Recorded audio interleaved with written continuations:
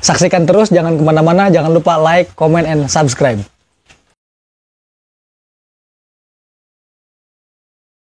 Kalau kita berbicara Isra Mi'raj, sebaiknya itu pendekatannya jangan rasio saja, tapi harus keimanan.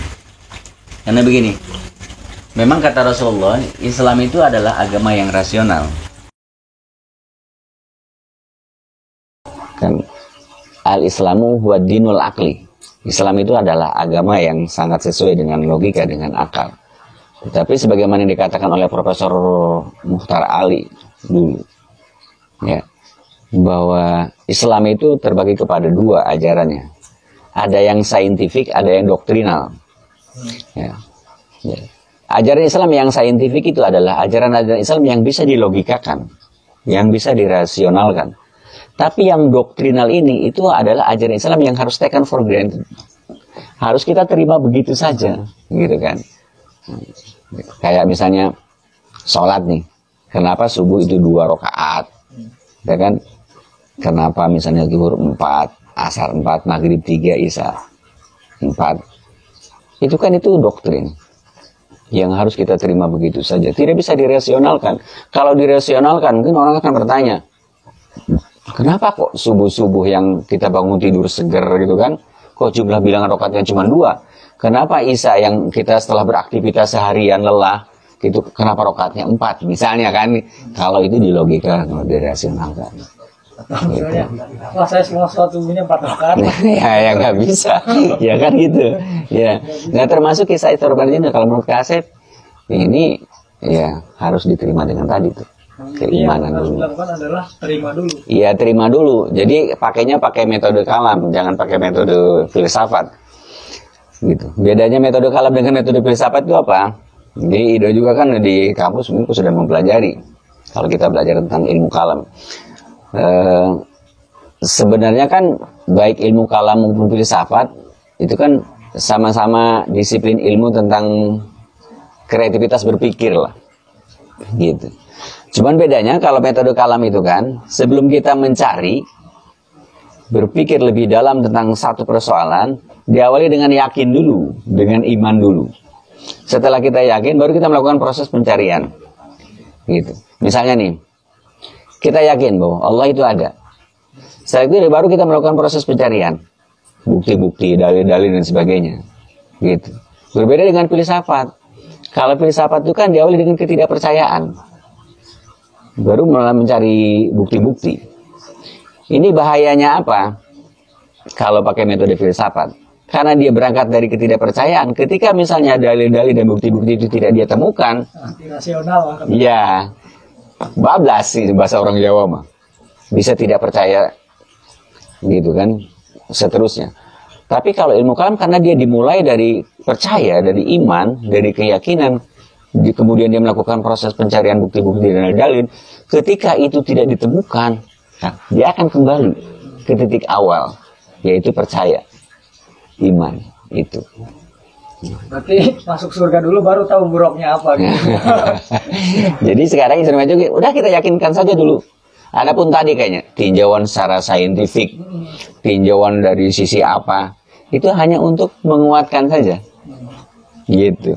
Menguatkan tadi keyakinan kita, gitu, agar kita lebih mantap keyakinannya, gitu. Yang pertama harus dilakukan adalah yakin dulu. Yakin dulu kejadiannya ada. Lepas soal tafsir yang berbeda-beda. Iya, yang berbeda. Iya, urusan lain. Itu hanya untuk menguatkan saja, menguatkan keyakinan kita itu. Gitu. Kalau menurut Kasep sih itu kayaknya lebih selamat. Iya.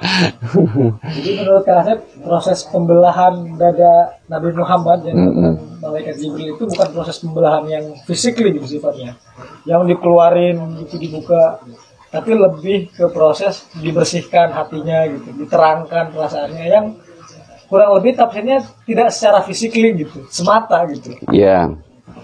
Tadi itu bisa saja terjadi seperti itu secara physically. Tapi kemudian kita mengambil i'tibar pelajaran, apa yang bisa kita ambil pelajaran dari kisah itu untuk kita terapkan di zaman sekarang gitu. Gitu maksudnya. Gitu. Ya. Kayak misalnya Ido membayangkan Nabi Muhammad naik ke langit gitu, naik buruk gitu. Iya. Kayak apa ya? Ya naik gitu ke langit yang ini langit gitu. Yang Ido gambar nih langit, langit satu, kedua, ketiga. Iya. Makanya ini mohon maaf ya, di kalangan saudara-saudara kita yang di Salafi itu kan kalau kita berbicara tentang misalnya astronom naik ke bulan, itu mereka tidak percaya. Bahkan kalau ada yang berkata seperti itu, kamu harus istighfar, harus syahadat lagi. Kenapa? Menurut mereka bulan itu adanya di langit keempat. Di langit keempat. Sedangkan dalam pemahaman mereka langit itu kan berlapis-lapis, sampai 7 lapis kan. Mana mungkin astronot ini bisa nyampe ke bulan yang berada di langit keempat, sementara dia harus melewati langit pertama dulu. Malaikatnya. Iya kan? Iya. Kalau kita baca di kitab Dar itu Nabi Muhammad nyampe di langit pertama waktu Mi'raj, kan beliau ngetok-ngetok pintu langit dulu. Gitu kan. Ditanya sama malaikat penjaga langit pertama, "Siapa ini?" "Ana Muhammad." Gitu kan. Baru dibukakan kan gitu. Jadi memang kalau membaca kitab Dardir, kesan yang muncul di pikiran kita ya, langit itu ya seperti itu, berlapis-lapis gitu. Ya kan? Gitu. Tapi apakah sesungguhnya langit itu seperti itu? Tentu saja pertama kan jawabannya wallahu a'lam. Tapi kan ahli sains di zaman sekarang gitu kan, itu sudah menjelaskan tentang itu. Gitu. Bahwa langit itu tidak seperti itu gitu, tidak berlapis-lapis begitu.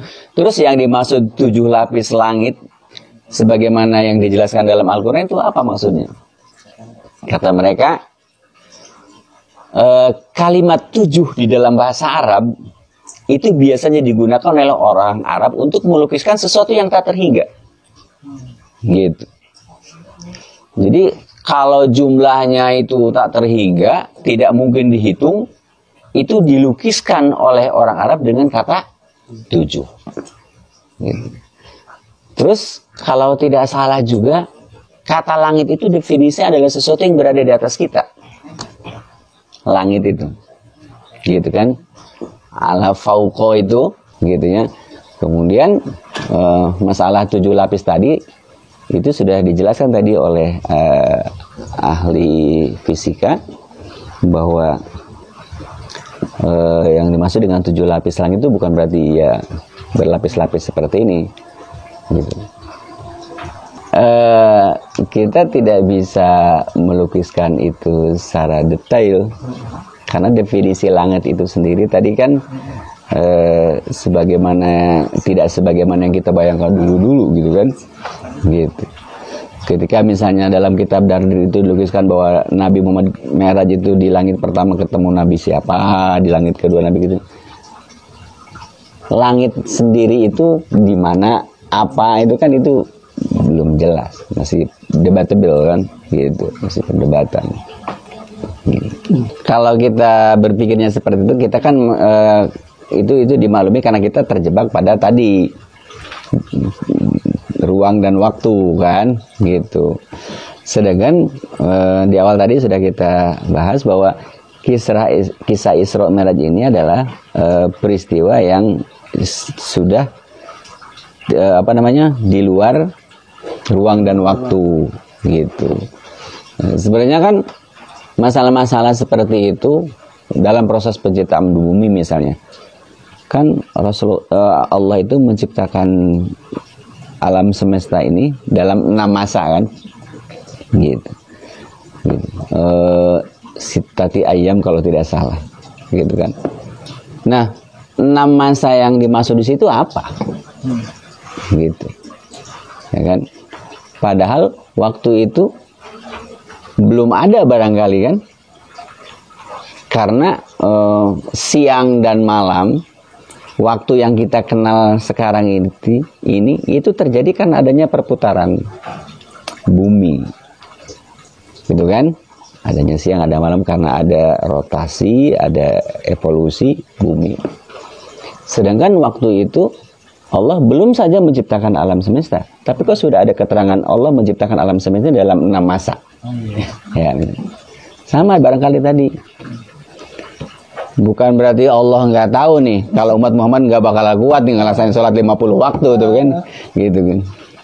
Tapi kenapa kok terjadi proses seperti itu? Ini ada hikmah, ada makna apa di balik semua ini yang harus kita kaji. Nah, gitu. berarti begini Pak pertanyaan nanti ya. Terlepas dari cerita itu bagaimana tafsirnya gitu, kira-kira makna apa sih yang bisa kita ambil gitu dari kejadian Isra Mi'raj ini, dari peristiwa Isra Mi'raj ini gitu? Selain kita mengadakan syukuran gitu di bulan Rajab gitu, kira-kira ada hal apa sih yang paling penting sebenarnya dari kejadian, dari peristiwa ini gitu?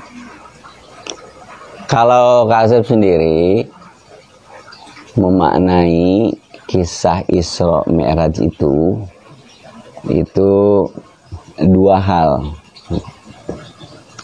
Pertama,